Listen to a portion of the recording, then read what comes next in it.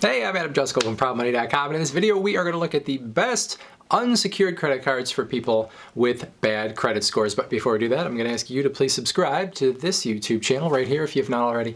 And if you have already, I thank you for doing so. So we're going to look at the best unsecured bad credit cards. So if you have a bad credit history but you're not willing to put down a security deposit to get a secured card, you're going to do whatever it takes to get yourself an unsecured card that doesn't require that deposit. That's what we're going to look at. In terms of what bad credit means in this video, I'm looking at people that have a credit score of 600 or below. In particular, if you have a score from 601 to 650, you are sort of on the fringe. Some credit card issuers are going to consider you bad credit. Others are going to consider you sort of fair or average credit. And obviously the higher up to 650 you are, or towards 650 you are, the more you are going to be more in the fair credit and less in the bad credit. So there are some gray areas here, but if you're 600 or under, this video is definitely for you. If your credit score is above 650, this is not the video for you. We have videos on the best fair credit and average credit cards, and you may even qualify for some of the just general market best credit cards out there depending on who the card issuer is. Also, if you are someone that is new to credit, this is not necessarily the video for you. This is for people that have a bad credit history, people that have had some trouble with their credit in the past. If you're new to credit, you might not have a super high credit score, but you don't have any dings against your credit either, and there are more issuers that are willing to work with you even though you don't have a credit history. So there's different kinds of bad credit. There's sort of bad and there's really bad, and if you don't know where you fall, you don't know what your credit score is, before you look at any cards, I would suggest that you get your credit score. One place to get an easy, free FICO credit score is from the Discover Scorecard site. You don't have to be a Discover credit card holder in order to use that site, and you can get an idea of what your FICO credit score is. FICO is the credit scoring model that most of the credit card issuers are going to use, so it is good to have that as a starting point to know what your current credit score is.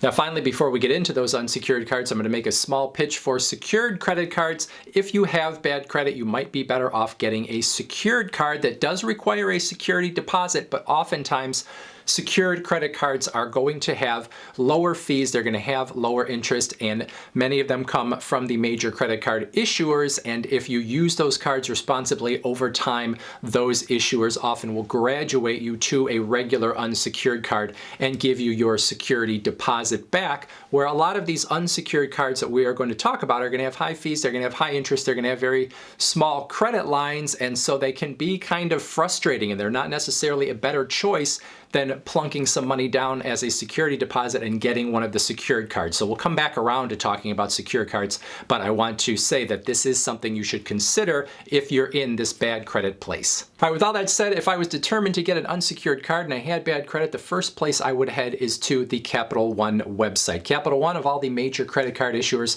is the one probably most friendly to people with lower credit scores. Not all of their credit cards are friendly, but they have some that are geared toward people that have lower credit scores and maybe are rebuilding their credit. On the Capital One site, there is a pre-qualification page, and that pre-qualification page is not for all Capital One cards. It's only for 3 Capital One cards. Those happen to be the ones that are most friendly to people with lower credit scores. So those are the Quicksilver One card, the Capital One Platinum card, and then there is the Capital One Secured card. So you could fill out that pre-qualification form and get an idea of what Capital One thinks about your credit history. It is a soft inquiry, won't hurt your credit, but they will give you an idea of which of those cards they think you would qualify for, if any of them. The Capital One Quicksilver One card is a rewards card that does have a $39 annual fee. Capital One Platinum card is an unsecured card, no fee, but a high interest rate, no rewards or anything like that. And then obviously the Capital One Secured card is a secured card. So if you don't want secured at this point, you don't have to think about that. So fill that out. See what they tell you. If they say, yes, you qualify for the Platinum or you qualify for the Quicksilver One card, well, then you could choose right there. And that's probably going to be the best card you're going to get with a bad credit unless you have one of those higher credit scores that I talked about. So that would be the first thing. If I can get Capital One to give me one of those cards and I have a low credit score, well, then that's probably the way to go. All right, now if you don't qualify for any of those Capital One cards, then you're probably not going to qualify for any of the cards from the other major banks like Chase or Bank of America or Citibank or American Express. So you're probably now going to take sort of a step down in terms of the cards that you're going to be looking at. So probably the next tier of cards here are ones that come from smaller banks that have smaller credit cards that many of them you may not have heard of before. And there's sort of different levels, I guess, in terms of how I think of the companies, and I don't know if it's even completely fair, but I'm going to sort of make a commitment here and split them a certain way to tell you the ones that I have sort of a better impression of and the ones that I have maybe a lesser impression of. But if you have a different experience and you have bad credit yourself, I'd love to hear about it in the comments below. But anyway, sort of that next tier of those smaller cards that you might want to take a look at are unsecured cards from Merrick Bank and Alo. There is Avant, there is the Mission Lane Visa, and then there's also the Mercury MasterCard.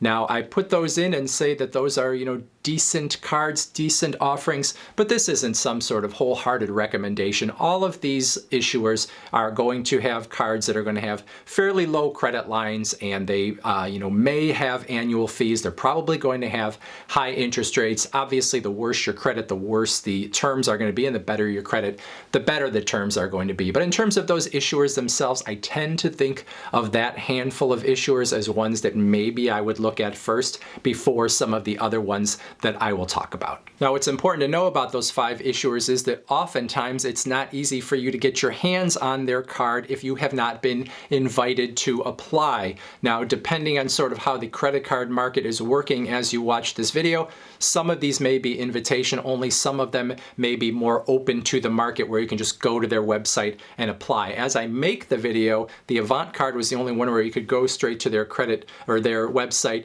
and apply for their credit card. The other ones were invitation only, meaning you might get something in your regular snail mail, or perhaps you would get something via email, or if they work with some sort of third-party provider like Credit Karma or something like that, perhaps you would see them there. But none of them are going to be ones where you can necessarily go straight to their website, so you got to kind of keep your eyes open for those offers if they come to you. Now, before I take a step down from those cards I just talked about, let's take a step sideways and talk about store credit cards. So retail store credit cards can be a nice way to build credit, and store credit cards sometimes get a bad rap because they have very high interest rates oftentimes. But the other side of that coin is the fact that they are more open to people that have lower credit scores. And there are a ton of different kind of retail store cards out there. So some of them are just going to be tied to one store that has sort of a small selection in terms of what it does. So if it's a clothing store and that's all it offers is clothing, well,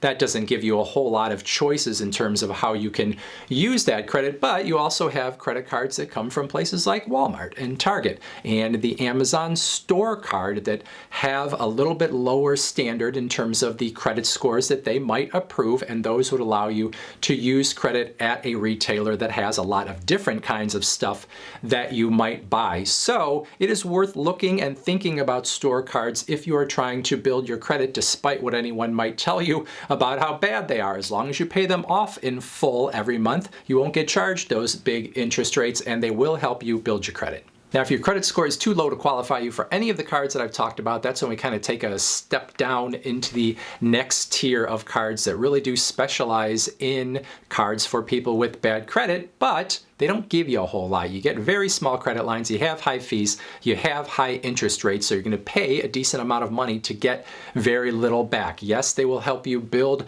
your credit score if you use them correctly, but it's going to cost you a lot to do it, which is why you might want to consider getting a secured card instead if this is the place that you sort of have to go. And so the cards that I'm thinking of, or the issuers that I'm thinking of, include Credit One.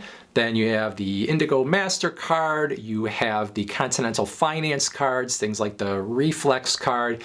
There is the Milestone MasterCard, there's Blaze, and there are others as well. So you may get offers or you may see them out there. There are a lot of cards that sort of work in this space, but again, very small credit lines and high fees and interest. Be careful if you go for Credit One. Credit One's probably the most well-known in this space, and their cards aren't all necessarily bad. bad, but if your credit is really bad, one of the things that Credit One will sometimes do is they will have no grace period on the card, meaning that when you make a purchase, they will start charging you interest immediately. Almost every other credit card in the market, in fact, any other credit card issuer that I know of in the market, will give you a grace period before they start charging you interest on your purchases, but some of the Credit One cards will not. So that is something to watch out for. But any of these, you should very definitely make sure that you look at the terms and conditions closely so you understand the fees and interest that you are paying. Now, any of the cards that I just talked about, yes, they're going to charge you some higher fees, but they are sort of taking a chance on you as a bad credit customer, so it's somewhat understandable that you're going to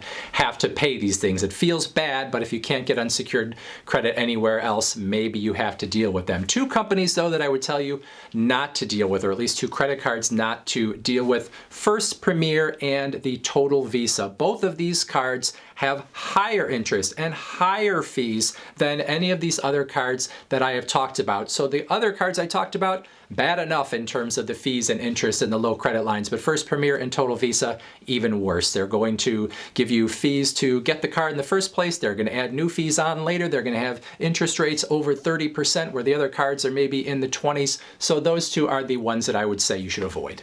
All right, so if I had bad credit and I was determined to get an unsecured credit card, that's the process I would go through, where I would start and then where I would sort of move on if I wasn't getting approved. Now, again, I'm going to make a pitch for secured credit cards, especially if you're someone whose credit score is significantly below that 600 mark, because secured credit cards oftentimes are going to give you better interest rates, lower fees, sometimes no annual fee in order to carry them. Yes, you have to come up with a security deposit, but that's a refundable security deposit. So it's like, renting an apartment. You have to come up with a security deposit, but you get it back at the end. Same thing with these kind of cards. So come up with $300, $400, $500. You give it to the bank.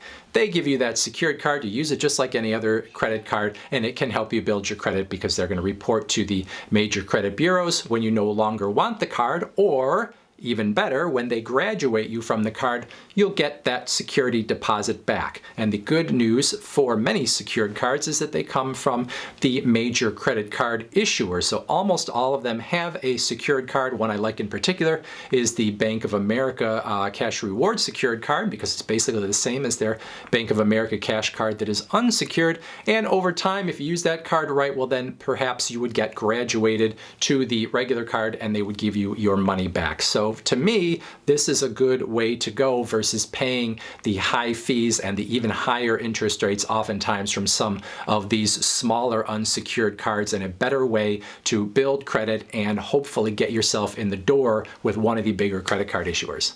All right, so those are my opinions. If you are someone that has a lower credit score and you have been through some of these cards, you may have different opinions than I do, and maybe your opinions are better than mine. I would love to hear them in the comments below, and I'm sure other people that might be looking for a card with bad credit would love to hear the opinions of people that have actually had the cards as well. So put those in there if you would. Otherwise, I thank you for watching, and as always, please go to proudmoney.com, where we do credit card reviews, we talk personal finance, we talk deals, and all sorts of other fun stuff too. Thank you for watching. Bye.